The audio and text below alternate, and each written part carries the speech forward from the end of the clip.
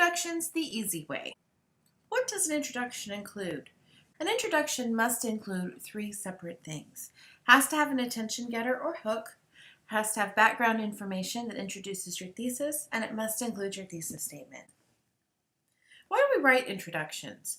We want to make sure that before we begin a paper, we get the reader's attention and we draw them into the essay. We do that with either an attention getter or a hook. They're the same thing, but sometimes those words are used interchangeably. It allows you to ease into your thesis, making your reader more willing to listen. And this is really important, especially when you start arguing to specific points or trying to convince your reader of a specific action. It provides background information that will help set the stage for your reader, so the reader will understand why you're writing the paper and what questions the paper is going to answer. It also gives a nice place for your thesis statement right at the end. There are several patterns to develop an introduction. You can start with broad to narrow. This is one of the more common ones that people use. You take your reader from the broadest statement in your paragraph all the way down to the most specific one, which is your thesis statement. It's almost a natural progression, and it's gentle for your readers. This works really well, especially when you're discussing controversial issues. On the flip side of that, you can go from narrow to broad.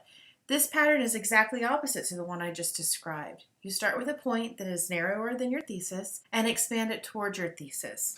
This method is unusual and it can be very intriguing for readers, but it can also be very difficult to pull off. Adding quotations to an introduction is a way to get people's attention as well. Quotations give interest to your introduction, and you can quote anything or anyone as long as you make sure to cite it. You must also make sure that the quote functions as part of the original sentence that you write. So you can't just copy and paste a quote from Ben Franklin in your paper with quotation marks around it and say that's enough. You have to find a way for that quote to fit in with your topic so that you're providing the connection of the quote to the rest of your introduction and your essay by linking it to the background information and your thesis. The anecdote is another fun way to get people's attention when you're writing. An anecdote is a brief story that illustrates a point. And when I say brief, that's the key word. You're looking for just a couple of sentences here. Remember that introductions are generally very short. So if you have too long of a story, then you're going to make your introduction too long and it won't feel balanced with the rest of your paper.